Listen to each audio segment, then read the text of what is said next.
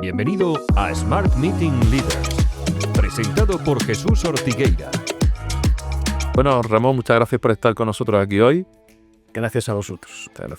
Tenía muchas ganas de reunirme contigo y hacerte preguntas que sé que van a aportar muchísimo valor. Bueno, Seguro, absolutamente. Sobre todo, mira, quería preguntarte para empezar, que nos contaras un poco cuál ha sido el camino que te ha llevado profesional hasta el día de hoy. yo creo que el hilo conductor de mi carrera profesional al final ha sido cambiar cosas, transformar empresas, transformar organizaciones humanas. Y si hago un poco de historia, pues todo eso empieza porque haciendo una ingeniería decido que me gustan las personas y tiro por el campo de los recursos humanos. Trabajo el primer puesto de trabajo, que no era muy normal para un ingeniero, era trabajar en un departamento de recursos humanos en París, en una eléctrica. Eso luego me lleva de una forma natural hacia el mundo internacional, que fui becario del ICEX y trabajé en Latinoamérica y de nuevo pues no hacía la carrera clásica más técnica, sino centrado también en las personas, la parte internacional, cultura, vender, etcétera. Eso luego me lleva al sector industrial, que es en el que he hecho mi carrera.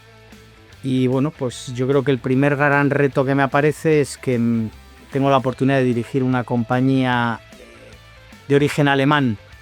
Con 34 años empiezo y ese yo creo que es mi primer impacto fuerte, porque era una empresa pequeñita, una pyme de 10 millones de euros, que entra dentro de la estructura de una multinacional alemana y aquello no se gestionaba como una multinacional. Entonces allí, que estuve 10 años haciendo de director de orquesta, pues me tuve que enfrentar a una reestructuración previa muy compleja, porque era una empresa sindicalizada, con convenio propio, que estaba tumbando la rentabilidad, y me di cuenta además la diferencia que hay entre dirigir cuellos blancos y dirigir cuellos azules. No tiene nada que ver cómo diriges y motivas a ingenieros, economistas, etcétera, con cómo haces eso con un encargado, oficiales y gente que tiene otro motor. Eso me llevó a empezar a entrenar mis habilidades de negociación. Con eso salimos con éxito, que no estaba en absoluto garantizado, porque además no invirtió la compañía, solo tapaba el agujero. Y monté un equipo brutal, de lo que yo estoy muy orgulloso, y además mantengo contacto con todos ellos. Una de las cosas que yo mido mi éxito es por lo que hace la gente que ha trabajado conmigo, no lo que hago yo. Y varios de ellos han acabado, alguno en dirección general, en direcciones financieras en grandes multinacionales, etcétera, etcétera. Con lo cual para mí eso fue una medida del éxito. Y gracias a ese éxito confiaron los alemanes en mí, y entonces arranqué el siguiente proceso, era comprar compañías. Y ahí me aparece otro reto importante que crezco, que es cómo con culturas distintas tienes que hacer una cultura homogénea, ¿no?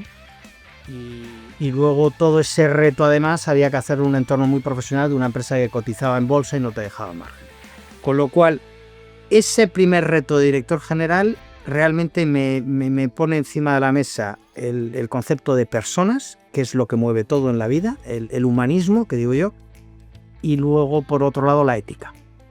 Y me pone también la ética porque entré a entender cómo se hacen negocios en este país. Eso me llevó a situaciones muy duras, porque no tiene nada que ver la ética, cómo se maneja en España, con cómo se maneja en Alemania. Alemania es mucho más intransigente y no era fácil explicarle todo esto. Y bueno, eso yo creo que es una de las mayores experiencias que me lleva toda mi formación, mi manera de ser al límite en muchos ángulos, ¿no? Ahí luego tuve un primer golpe importante, y es que me echaron a la calle, porque ya aprendí que un director general es un fusible, es el contrapoder de un accionista, y en la crisis del 2011 salimos todo el comité de dirección de la compañía, una compañía que la escalé desde los 10 millones comprando sociedades y tal, pues acerca a los 100 millones de euros, con lo cual, bueno, fue todo un proyecto muy bonito, pero luego te caes, Y ahí tuve otro aprendizaje muy importante, es hay que levantarse. El éxito no es ascendente, el éxito de las personas depende ahora está de moda la palabra resiliencia, Es decir, cuántas veces eres capaz de levantarte cuando caes, ¿no? Entonces, bueno, pues me rehice como un asesor, consultor ejecutivo, y ahí aprendí en vez de tomar decisiones, a asesorar a personas y no entrometerte. Luego volví a dirigir otra compañía en manos de un fondo de inversión y entendí la diferencia entre lo que es un accionista que cotiza en bolsa y lo que es un fondo de inversión.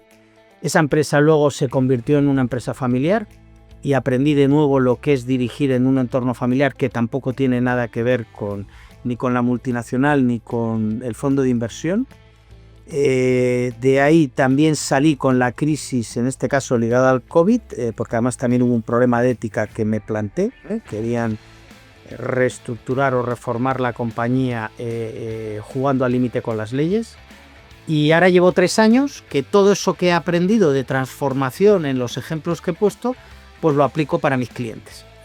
Sea una empresa familiar, en la que puedo hacer de lo que llamo de consejero mentor.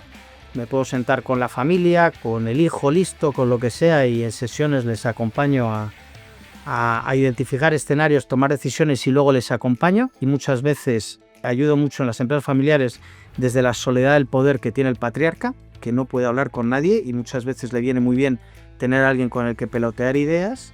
Y luego hago de director de transición, que es una especie de director general virtual que ayudas a una compañía en general a profesionalizarse para crecer. ¿Cuáles son los 3 elementos clave de tu aprendizaje que tú consideras que pueden aportar más valor hoy en día a tus clientes en tu proceso de transformación de empresa? 3 ideas clave. Primera, humanismo. Las personas. Todo ocurre con las personas. Da igual lo brillante que seas con inteligencia artificial, da igual lo brillante que seas con finanzas, da igual lo brillante que seas aplicando metodología Lean en una fábrica. Si las personas quieren, te vas al cielo, y si no quieren, te vas al infierno. Con lo cual, el que no tenga sensibilidad hacia el ser humano, aplicando inteligencia emocional para ponerte en el otro lado, e inteligencia social para crear un equipo, está muerto. O solo se dedicará a jugar, que digo yo, ¿vale? Primer aprendizaje. Segundo aprendizaje, el punto gordo. Tomar decisiones con el 80% de la información. Tomar decisiones en base a lo que normalmente ocurre. Si tú te centras en el 20%, en la excepción, y hay mucho directivo que se centra en eso, a lo mejor porque no tiene confianza, estás de nuevo muerto. Normalmente las cosas ocurren por el 80% y así vas garantizando que siempre sumas, que vas sumando y no restando. Y tercer tema, la ética, los valores. Eso te lleva al límite en las tomas de decisiones cuando tienes posiciones de poder. Porque cuando uno tiene posiciones de poder, se puede llevar inmediatamente por el valor del dinero, se puede llevar inmediatamente por el egoísmo que tenemos todos los seres humanos, y en ese momento dejas de trabajar por el bien común, que debe ser la empresa que representas. Muy bien, muy interesante. Actualmente estás trabajando en proceso de transformación con empresas familiares. Entiendo que será súper complejo porque evidentemente ahí el elemento humano es en toda su dimensión. En toda su dimensión.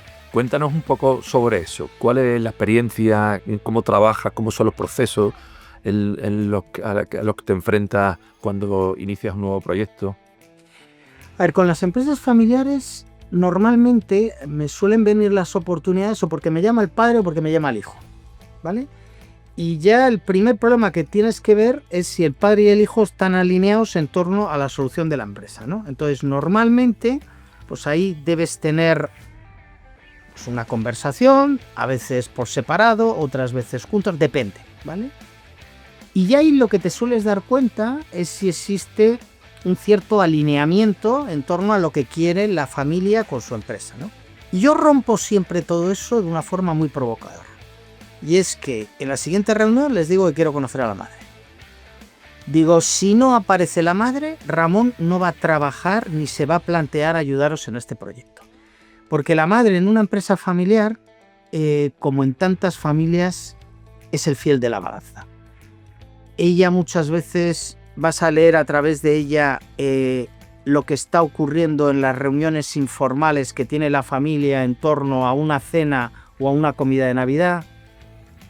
Vas a darte cuenta si está muy enamorada del marido o muy enamorada del hijo. Vas a darte cuenta si ella lo que se ha dedicado es a controlar la pasta sin estar en la gestión. Pero entonces, para mí, ese es el primer punto, ¿no? Hay que tratar de tener a toda la familia con sus roles en la mesa para identificar cuál es el reto.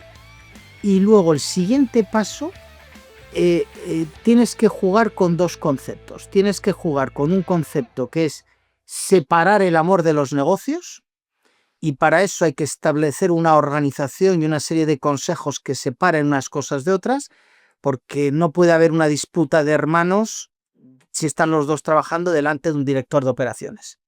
Entonces tienes que llevar esas disputas a un consejo familiar. Entonces hay que establecer un concepto, separar un consejo de un comité de dirección. Esto es lo que quiero decir con el separar el amor de los negocios, y entrar en paralelo con un concepto de profesionalización, ¿vale? Organizaciones claras, con funciones claras, con procesos claros. Muy interesante. En esta compañía te encontrarás muchas veces procesos de internacionalización. Algunas empresas están preparadas, otras no. ¿Cómo abordas esa situación cuando, sobre todo en el aspecto cultural? Porque trabajar, por ejemplo, con Latinoamérica, con Alemania, esos elementos, yo creo que tu aporte y tu experiencia profesional puede dar muchísima luz a estas compañías, ¿no? Totalmente. Es, por supuesto, una buena pregunta. Vamos a ver, el tema de internacionalización, ¿vale? Lo primero que cuando tú hablas con una empresa de internacionalización es saber si quiere internacionalizarse o solo quiere exportar. Porque el 80% de las empresas en este país, pymes, no se internacionalizan, solo exportan. Entonces, yo he hecho cosas de exportación y exportar es muy fácil si tienes un buen producto o un buen servicio, ¿vale? Solo una cuestión de encontrar un partner en el otro lado, se llame distribuidor, se llame lo que sea, ¿vale? La parte verdaderamente compleja es la parte de internacionalización, en el sentido de llevar las operaciones a otro país. Cuando tú tienes que llevar operaciones a otro país, ya sea, es decir, al final crear una estructura en otro país, ya sea para solo vender, hacer distribución comercial, ya sea para hacer operaciones, ya sea... el español no somos buenos. Tenemos un problema, y es que tenemos un concepto muy colonial de la cultura, ¿vale? Y esto lo he aprendido a sangre y fuego con alemanes, holandeses o noruegos. Entonces, pongo un ejemplo que a mí me ocurre. La empresa esta que dirigí, que el objetivo era la empresa que estaba en manos de un fondo de inversión que luego pasa a ser 100% de la familia. Una empresa de andamiaje industrial, ¿vale? Un negocio poco sexy. El andamiaje se metía en refinerías o en centrales nucleares. Entonces, el reto que había era construir para el fondo de inversión una multinacional de bolsillo. Una multinacional de bolsillo es una multinacional, una compañía de menos de 50 millones de euros que va a empezar a llevar operaciones a otros países, ¿vale? En este caso, logísticas, de construcción, etcétera, ¿vale? Entonces, primer reto que me encontré cuando cojo la compañía es que los directores de los países eran españoles.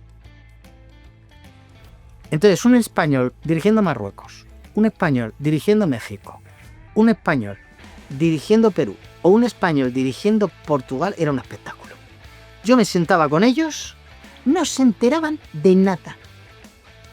Lo único que venían era a contarte por qué ellos estaban allí, por qué ellos representaban a tu compañía, por qué estaban entregados a la causa.